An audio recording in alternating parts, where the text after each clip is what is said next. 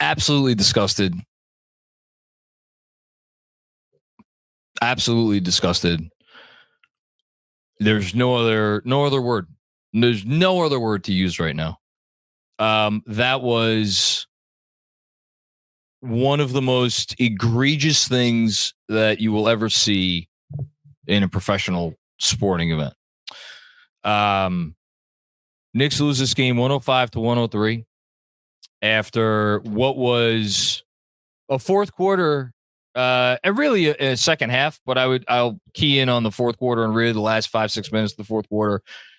That is everything that makes sports great. It is why we watch sports. We watch sports because the players in the uniforms for the teams are there to perform. And it is those people in those uniforms who 20,000 fans and millions of people around the world want to see. They pay good money to see those players. They pay great money to see those players. And if they get a really special situation, you get a game like that where it's back and forth. It's big shot after big shot for both teams coming down the stretch. That is why sports exist. That's why it makes money. That's what people want. No one. Zero people pay to see the referees decide games. It is utter nonsense that we have to sit here and we are deprived of what should have been 5 more minutes of basketball between two teams that, like, man, give the Rockets credit. Young team missing their top guy, Fred VanVleet. I mean, they gave the Knicks everything they wanted. They fought their hearts out in this game. Hit some big shots down the stretch. Made run in the beginning of or end of the third, beginning of the fourth to get some distance, and the Knicks fought back again. I mean, for as hard as the Rockets fought, and for as much as they did, the fight that the Knicks showed in the second half of that game, was it perfect? No, God knows it was not perfect. This is such an imperfect team right now, and I that was what this conversation was going to be about on this post game, about how they are just trying to mix and match with anywhere you turn. If you try to stop one leak, another sprouts up, and you're just trying to stay afloat for as long as you can. And the only way you do that is through effort and digging deep and deep and deep and deeper and deeper and deeper.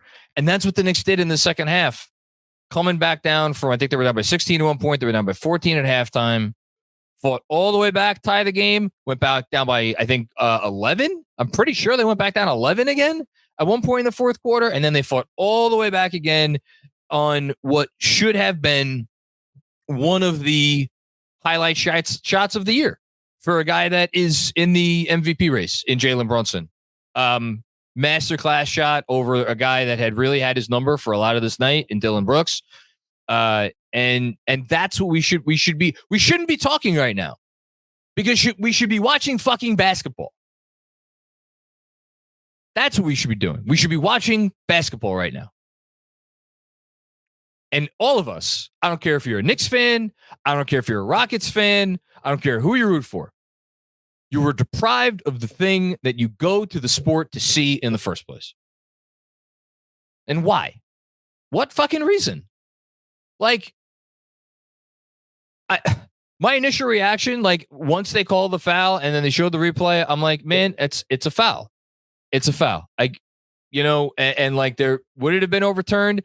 Maybe it would have been overturned if you consider the fact that it's not a natural shooting motion.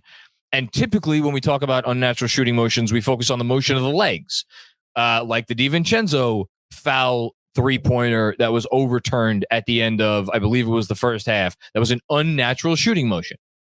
So it was overturned. You can have an unnatural shooting motion with your arm. That is what happened there. That is what Holiday had. It was an unnatural shooting motion. So I think it probably would have been overturned if they had the challenge left. Yes, they should have had the challenge. Tibbs used the challenge in the first half. It was not a good use of the challenge. I didn't think so then. Certainly don't think so now. But it's besides the point. It's besides the point because Tom Thibodeau shouldn't need to have a challenge for that situation because that call cannot be made there. In that situation, you cannot make it. Again, for what reason? What are we doing here? What's the point of all this? It's not to see the three people in the fucking gray shirts and black pants. And it's just an abhorrent way to win that game. I don't know if the Knicks would win that game in overtime. I have no idea. They were fucking gassed. They didn't have Dante DiVincenzo, probably, who went back to the locker room with a sore hamstring. Like, all of their guys were tired. I'm looking at the minutes totals here. Hart played 42. Brunson played 39. Achua played 39. You know, like they were gassed. Maybe they don't win the game, but you know what? They deserve the chance. And we deserve to see it. Again, doesn't matter who you're a fan of. Rockets, Knicks, NBA, whatever. Absolutely abhorrent. Absolutely fucking abhorrent. And I hope Tibbs racks up all the fines in the postgame because that was egregious. And like, I haven't even mentioned the fact that on the game, and look, were the Rockets the more physical team in the first half? Yes. Did most of the free throw discrepancy come in the first half? Yes. Rockets took 33 free throws in that game. The Knicks took 12. And I'm sorry. You want to tell me there's a discrepancy in favor of the Rockets? Fine. It was not anywhere close to that big of a discrepancy. So this was not just a last play type of thing. This was the entire game where there was an inequality in how this game was called. And of course it culminates in that. And it's undeserved. It's undeserved after the way Josh Hart came out and played probably his best half of the season in that second half. Kind of put the team on his back in the way that Josh Hart knows how to do. And he did it. And not to be outdone, Precious Achiuwa. How many rebounds did Precious Achiuwa finish with in this game? He had to have close to 20, I have to think. 17 rebounds, 9 on the offensive glass, and had some, oh my God, did he come up with some incredible defensive possessions on Alperen Sengun. Sengun got him once there down the stretch, but Precious got him more than he got. And you can't ask for anything more for a guy who's he's not a center. He's a 4 playing 5 for this team because they're missing all of their normal centers and they need him to, and they're undermanned. And look, obviously even if this had gone to overtime, which it should have, and they lost this game, I in that situation, I would have been okay with people being frustrated. I have a tough time right now being hard on this team in any way, shape, or form, given how much they continue to fight. They fought in the Dallas game when they had no business being in that game for as long as they were. Honestly, like, kind of impressed that they stayed with the Pacers for as long as they did, given how the Pacers were making shots in that game. And they fought like hell in this game, you know, and I don't know what more you want. I know they've lost 3 in a row. It's not ideal when you got other teams in the East that are just like, the East is tough, man. The East is tough, but they didn't deserve to lose like this. I mean, Jalen Brunson, look, I know he only went 10 of 25 from the field. The Rockets gave him everything and then some. Brunson didn't always have the best responses throughout this evening. But like, look, he's their offense, you know. Like DiVincenzo did what he could, scored 23 points on 21 shots. He was only 5 of 14 from deep. Like, the DiVincenzo, you know, onslaught was like it's not as great as it's been of late. So like, Brunson was getting everything, and he didn't always adjust great, but man, the dude came up big when it counted. Dude came up huge when it counted. Absolutely massive. And then you saw some big moments from some of the Knicks new players. Bogdanović was not having a good game. I thought his 2 threes that he missed in the beginning of the fourth quarter were massive as the Rockets were making their push. against an offense first Knick lineup that was not doing what it needed to do on offense. But boy, did he make up for it before the end of that one, and just big shot after big shot. And Alec Burks not quite as helpful. Finished 1 of 8, 1 of 5 from deep, but the 1-3 hit was big, very big in the moment. It was down the stretch. Got it. We were down 5, got him within 3. Like, they kept punching back. Like, every time the Rockets did something where you're like, man, that feels like it's it. That feels like it's it. That feels like it's too much to overcome. The Knicks would, and there were like 6 or 7 of those moments there in the last 5-6 minutes of this game. Really, every time they needed to come up with a big basket, they did. And they deserved for this game to go to overtime.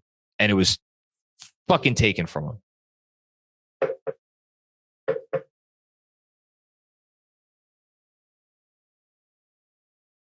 them. Look, they'll be fine. This team is good. They're going to get healthy. I truly believe there's going to be hell to pay when they do get healthy. And it's like, look, the All-Star game, the All-Star break is 1 game away. You go out. Hopefully you could take one in Orlando. That's not going to be easy. This would have been big. Not the end of the world. This would have been big. You just, how do you lose it like this? It's awful. All right. I don't have anything else to say. It was well said. And I think we're all pretty emotional tonight and justified. I will just ask you a programming question. Do you want to see a replay from a pretty good angle of this so-called foul? I mean, I saw the one that was just on Twitter that I retweeted. Oh, I see it now. Talking Knicks has it? From Talking Knicks. I clipped it. So I'm looking at it. I'm looking at it right now. We're putting it on the screen. This was called a foul on Jalen Brunson. If you remember, Dante DiVincenzo had a 3-point attempt where he kicked his leg out at the end of the first half, and it was turned into an offensive foul. And if you look on the replay, this is Holiday, right? That's who the foul was called against? That's who's shooting the ball, John? Yeah. Okay. He is kicking his leg out and makes contact with Brunson. So it's the leg is certainly there. I think the reason that the whistle was blown was because of the arm, but the arm is also sticking out like a running back. It's like, we shouldn't have to be sitting here analyzing this. We shouldn't have to be sitting here analyzing that. You just don't make that call there. You don't make that fucking call. You don't make it. You can't make it.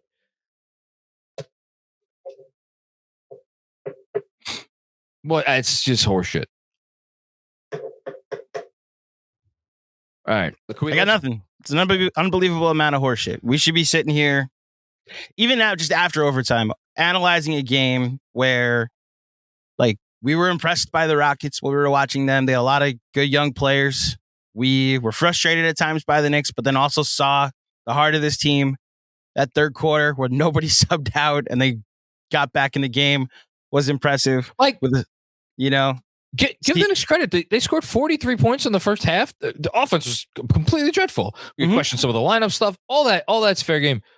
They scored 60 points in the second half on the road against a team that was giving them everything they could handle, including 32 points in the fourth quarter. Yeah, you're 100% right. That's what we should be talking about. They fought hard to get back in it. There were mistakes were made. They overcame them. Tibbs had some good things, had some things go wrong that he tried. Like, I don't know if anybody's going to bring up the challenge. I can't really fault him for that because, like, you're going to challenge one thing this game? Like, look, Steve Popper just had a good tweet. The refs were consistently bad tonight. He would have used the challenge on something else. It probably would have been not in the Knicks' favor. I'm sorry. The funny thing is, I could see them not overturning that 3-point call because it's a look. You want to say that Brunson encroaches into the shooting space, which he does, and you want to say that, like, the arm. I mean, it's a toss up. Is the arm is what Holiday is doing with his off arm? How unnatural is that? And that's like something just like it's not seen very often. Because when have you ever seen something called an unnatural motion with the arm, with the upper body? I can't remember ever seeing it. So it's a weird call to have to make. And again, you're overturning it. So it's clear and conclusive evidence of the opposite. And like, look, there was 5% of me that is still like, I wish Brunson just didn't even put that moment in the ref's hands. So to your point, there's 5% of me that's a wish we had a challenge. That other 90% is the larger, like, how do you make that call? Like, how do you make that call? He shot it with one hand from 40 feet away. And this is, and like you've talked about this, we've all talked about this. This is a consistent issue with the league. And this one decided a game. And it's not going to change. It's still horseshit. And we're stuck as the putzes that are going to turn on the game on Wednesday as if this didn't happen. And your ratings aren't going to go down. Exactly. And I don't know what percent of NBA fans across the world, like, look, people aren't going to see this. This is not going to like start some firestorm. Like, it's a bad call. And you know why it's not going to start some firestorm? Because it happens all the fucking time. It happens all the time, and it has become accepted practice that we are going to deal with mediocrity, if not worse, most of the time.